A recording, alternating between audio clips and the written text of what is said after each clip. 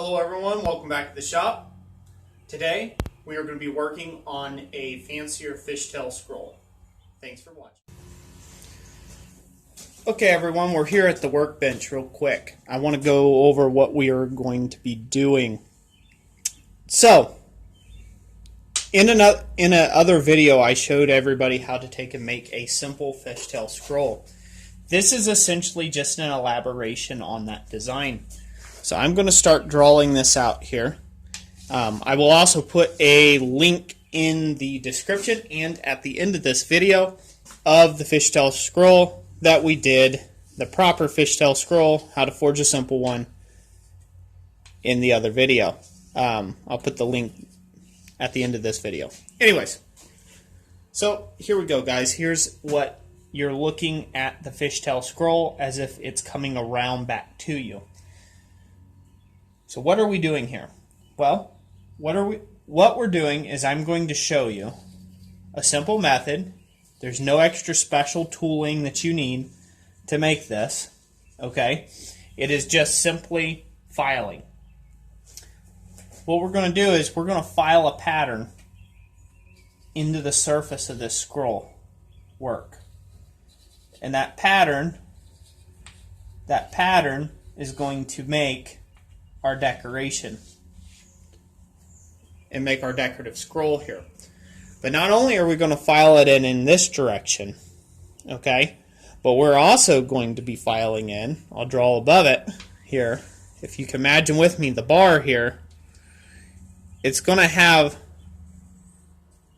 a dimension like this,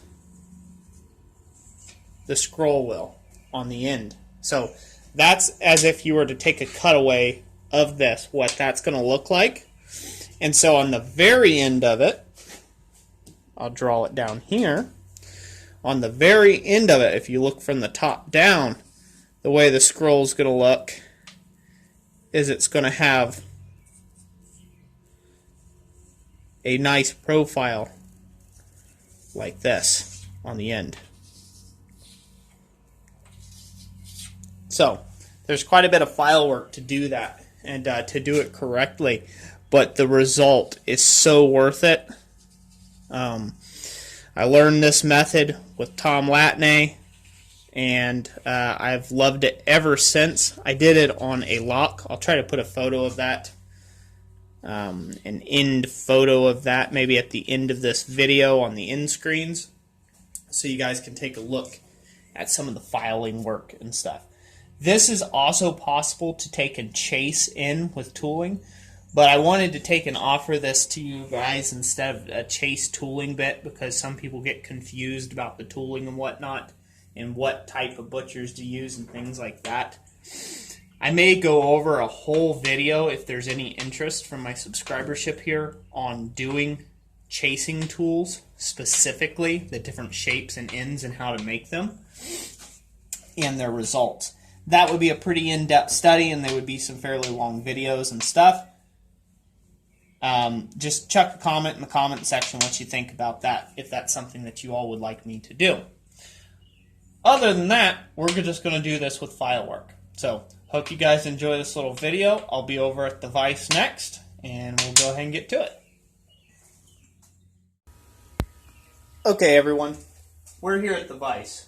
So we're going to need a few files to take and make this successful. So I'm going to show you what those files are right now. I'm going to try to stop saying so much. This here is a large, I believe it is a 12-inch Nicholson. Did it again. Large Nicholson bastard cut file. This I used to remove a lot of material. As you can see, I've already started my scroll. Like I said, if you need to watch how to properly make a fishtail scroll, watch the other video at the end of this video, or look at the link in the description before you proceed forward. The first step in making this is you're going to need to be able to make some lines in here. But how do you know where you're going? Well, hold on a second.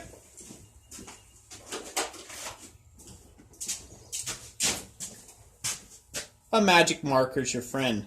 So, to figure out where we need to go with this, you need to draw your design.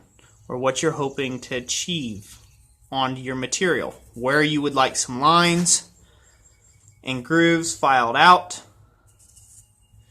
and how you would overall like this to look. So we're just going to draw some real simple lines on here, and then we'll see how this goes.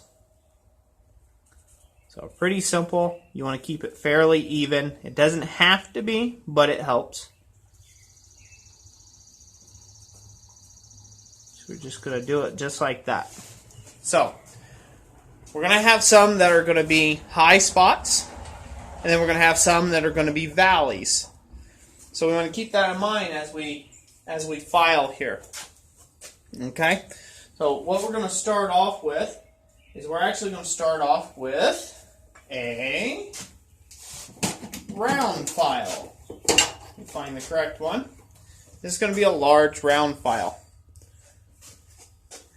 And we're going to start off right here in these grooves, because what I want to do is I want to make a trough.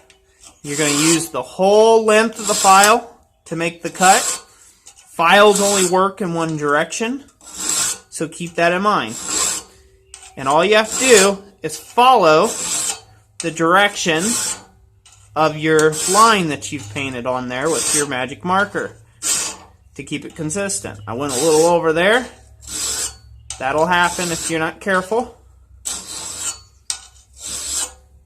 So I'm just curving that as I come out of the cut, and then I'm just bringing it straight back along that edge to create a groove. So as you can see, you can remove quite a bit of material very quickly. It pays for you all to learn some file work and how to do it, especially if you ever want to start getting into more decorative work. I keep rolling off that edge, trying to go too quick. File work is a little bit of a slower pace work. Sometimes it's nice just to be able to do it and take a break from your normal everyday work. So that side's almost done. I've created a flute there. I have to remove a little bit of the inside material right here to be happy. And I'm just going to work at that edge and remove it off until I get it. It's okay if it skates a little bit because you're not done with it at this point. Those lines are really just reference for you guys so you can see what I'm doing. But I'm just trying to create some fluting here. And these flutes will add that extra little bit of interest to your work. So it might be something worthwhile for you to invest into. So, alright. So I got one flute done. So you say, okay, well, that's all well and fine. What are you going to do about the rest of it? Well, I'm going to file with the edge of my large file here down through here because I want to create a sharp ridge here. So it's going to take a minute, and you just got to get the file to start biting, and just take your time, guys. And get your line started first where you want it to be. And then just keep filing.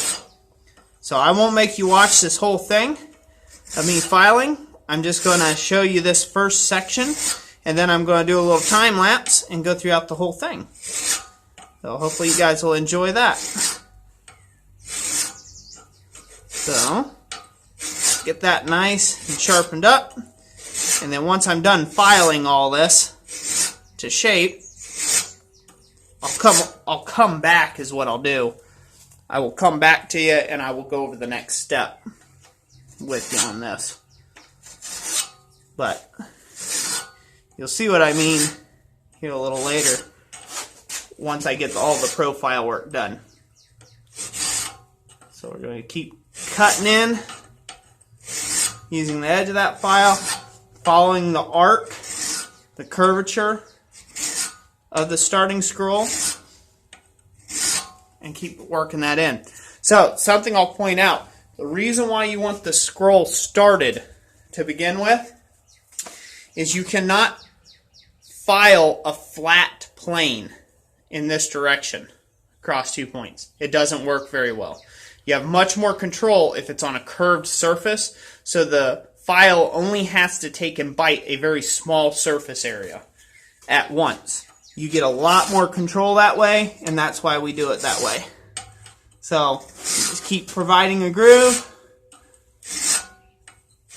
and once you get that done, okay, you're going to come back, and with the flat of the same file now, you're going to work off the groove from this side, because we want this domed. We want to radius this. So that's all we're going to do to that one. And we're just going to blend it off. And so I'll get that done in the other side. So enjoy this little time lapse, and I'll be right back with you guys.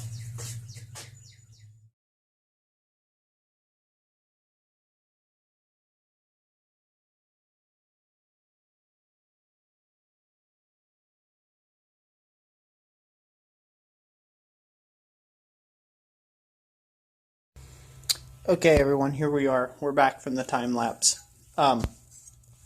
So the next step in this process is going to be to take and profile the edge to give this more dimension. So hopefully you guys can see here in the video pretty well what we were going for. So we got some grooves, some flutes in here, and kind of a nice little center ridge. So what we want to have happen is we want this to be rounded, have a roundness to it. See if we can draw this the right way. So anywhere that's black that you're seeing here, guys, is going to go away. So we want that to have a roundness to it. And by the way, this is a good way if you guys are going to undertake some file work and maybe some stuff you haven't done before. You know, think of the black of the Sharpie as being the material that is removed. Okay, so that's going to go away there, and that's going to give us some dimension. But then we need to take and knock off the corners of these flutes as well to give it that little bit of extra something. So we're going to try to paint this in here. Give you guys a rough example. This isn't exactly what I'm going for, but it'll give you an idea.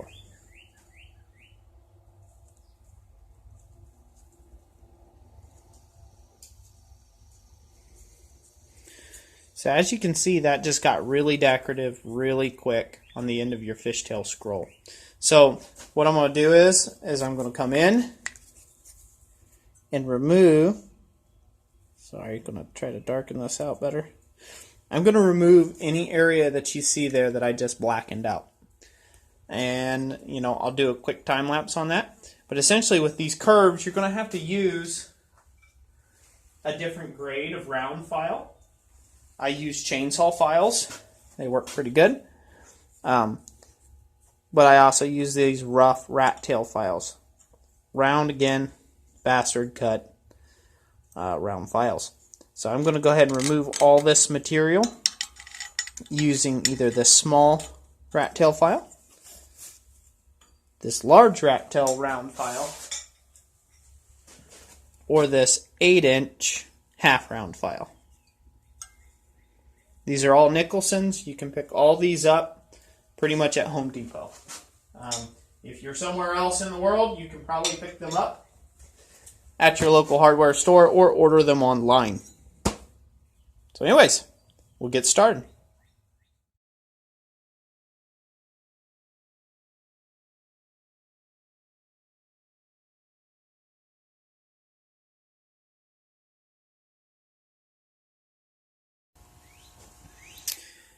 Okay, everyone, here we are at the workbench again. As you can see, it has quite the dramatic effect. It was a little hard to see in the time-lapse video from what I could tell with how shiny it was to see all the various intricate details. But this is what it looks like after you get it all heated back up in the forge and turned in color. You don't want to heat it back in the forge enough that it gets a bunch of heavy scale and you burn off your details. But essentially this is what we were going for. So anyways, I hope you guys enjoyed this video. If you did, give it a big thumbs up. If you didn't, give it a big thumbs down. Either way, I'm happy. I appreciate you taking the time to watch this video. Hopefully you found this informative. And I look forward to catching you on the next one.